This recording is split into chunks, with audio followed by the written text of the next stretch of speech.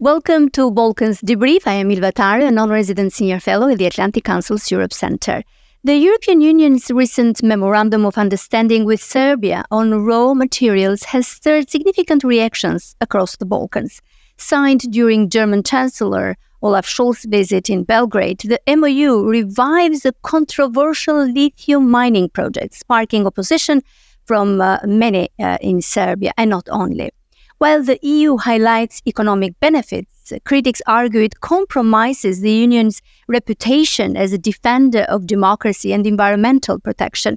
To discuss this complex issue, I'm delighted to be joined today by Ivan Vejvoda, Permanent Fellow at the Institute for Human Sciences and Head of Europe's Future Project from Vienna. Ivan, welcome to Balkans Debrief. Thanks very much for the invitation, Ilva. What is your takeaway of this MOU signed between Serbia and the European Union? Well, my takeaway from your introduction is the word complex. A huge level of complexity in a very volatile and uncertain world in which we live in, with the Russian invasion of Ukraine, with what's happening in the Middle East, and of course with the economic or geoeconomics of the geopolitics, where Europe and the United States are, to use the catchword, trying to de-risk themselves from China, even though the international economic relations are so intertwined. There's so much interdependency in many ways, and in particular on critical raw materials. It's enough to know that China processes the greatest part of lithium that's produced in Australia and other parts of the world. So I contextualize what happened with the arrival of German Chancellor Scholz.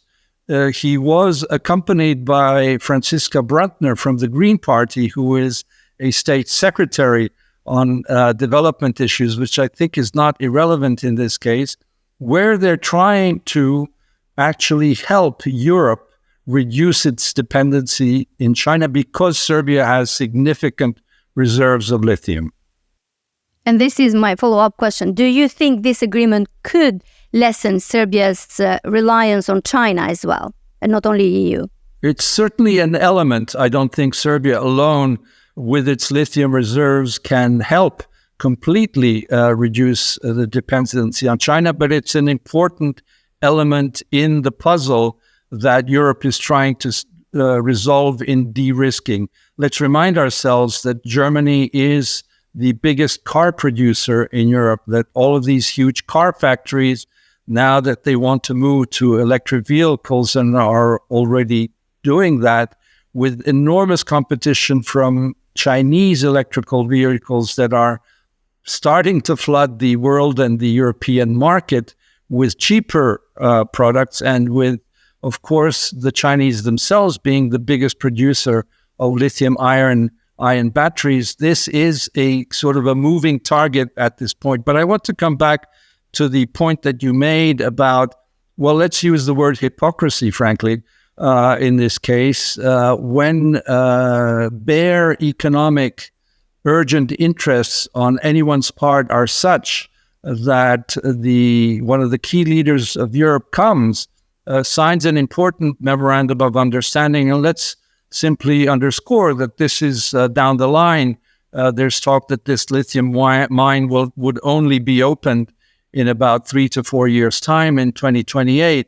There are issues of supply chains, but that same German chancellor does not mention anything about the state of Serbia's integration road to the European Union, on accomplishments or non-accomplishments on the rule of law, on the state of the media and its independence. So I think a lot of people are looking at this with that view that these interests suddenly, in the urgency of the geo-economic competition at a global level, trump all other issues. So in your view, do you think this deal undermines the EU credibility as a champion of democracy in the region? This is certainly an episode that does not help the credibility of the European Union. And how can the EU and other powers, but especially EU, balance its economic interest with its commitment to democratic values? As you mentioned, environmental protection, rule of law, independent media, with its foreign policy in the Western Balkans? Well, certainly this is part of the complex picture that we're trying to draw here, because yes, this is a memorandum of understanding. Let's not forget that, it's about supply chains. It's not only about extraction and processing of lithium, but there's also a battery factory down the line, a possibility, a German car factory as well in the 3-4 years to come. And so I think that's important to understand. At the same time, as the whole region of the Western Balkans, so is Serbia on its integration path. There is the growth plan that was announced, and we know that to receive monies from the growth plan, you need to meet criteria, and certainly the most important are rule of law. So these things are not separate in the end, even though the Chancellor did not mention it. To receive, the millions that have been promised, Serbia will have to check those boxes to go forward. So it's not as if suddenly Serbia has a free ride at an open door to join the European Union when the mine is opened in 2028. I think no one's naive about that. Given concerns about weak institutions in Serbia and the critical public sphere, can the country uphold environmental and social standards in your view? And what can the EU do to ensure that agreement with regional countries maintain environmental and social standards? Well, Ilva, that is certainly the fundamental question here. I don't think anyone would dispute the possibility of having a mine which is up to full ecological, environmental, human rights standards. And that is what protesters, and let's recall that there were protests by environmentalist opposition groups in 2021. There was a suspension of this idea of, and let's mention Rio Tinto is the company that is going to potentially mine here or not mine, depending on public opposition. There was a suspension that was overruled recently by the Constitutional Court, so we're back in the game.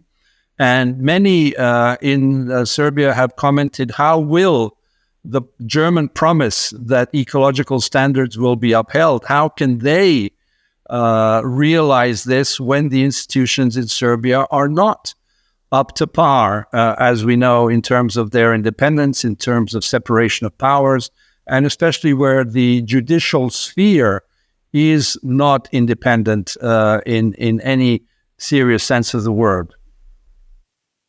That's an important point that I hope the Germany and the EU will address and make sure that the standards are being upheld. And certainly the struggle will be around that.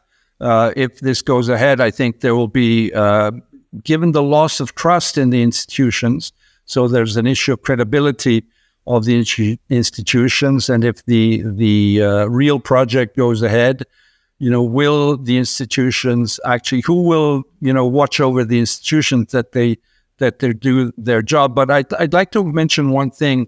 I think for those who know what a Harvard case study is, I think we have an excellent example here.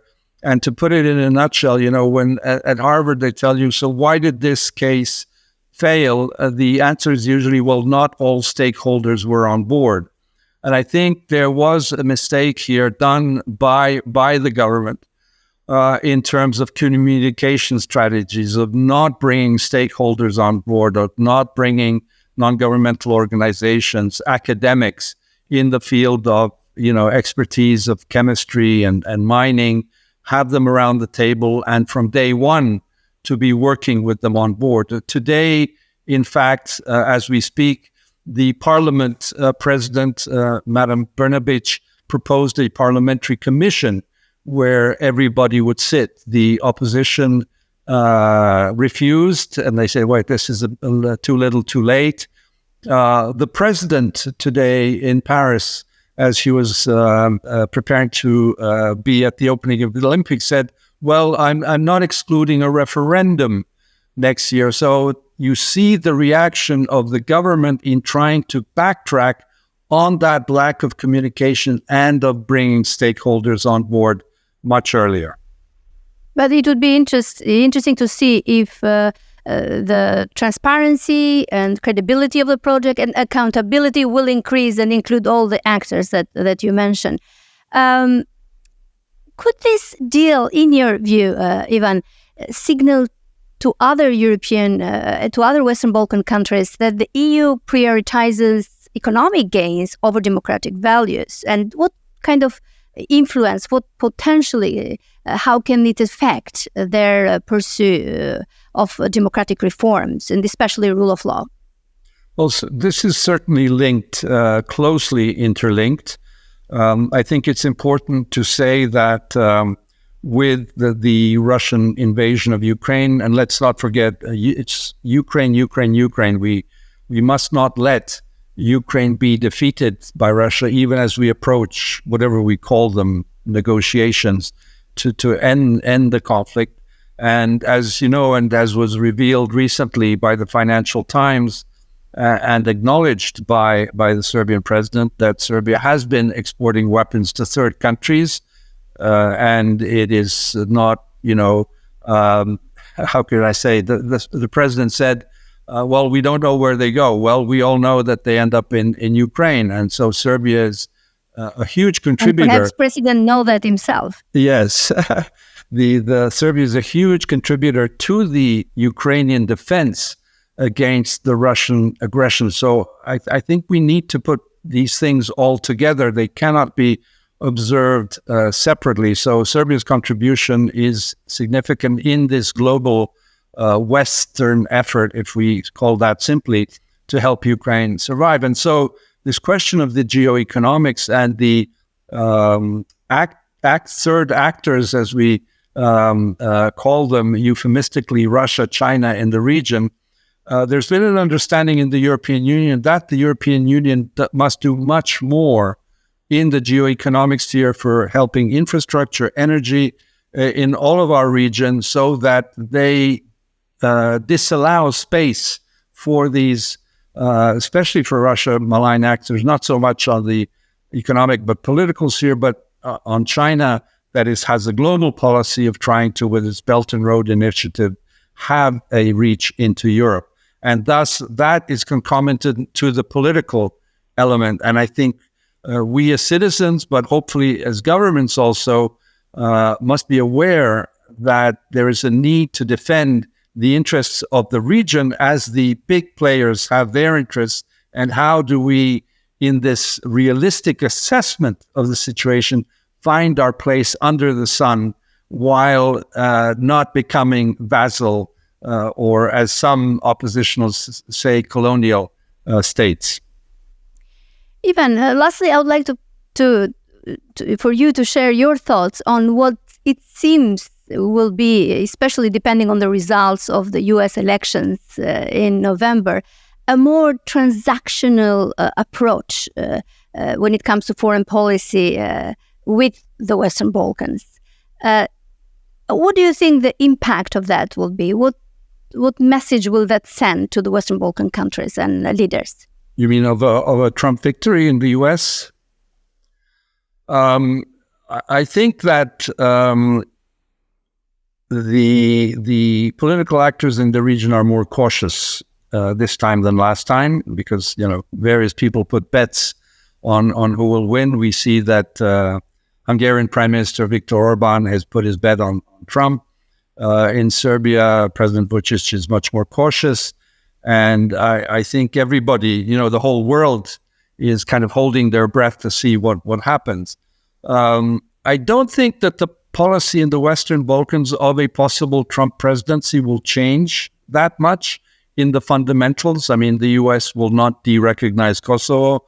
They will try and find their own way forward on resolving this. What that way will be is hard to say, but the fact that Richard Grenell, the potential state secretary, has visited the region so many times over the 4 years is testimony to the fact that they will be interested, even as China is, of course, number one, and relations in especially Asia, focused on Asia, will be fundamental.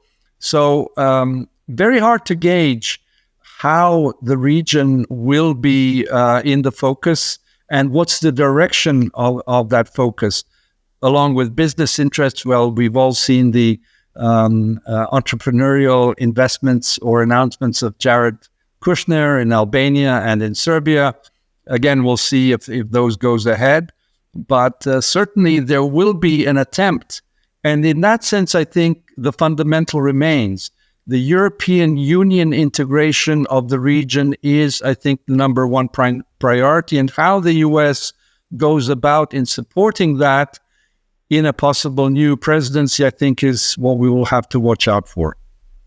Thank you very much, Ivan, for talking to us and for sharing your insightful perspective as the EU appears to navigate these strategic interests and democratic commitments in the region. Thank you again for the invitation.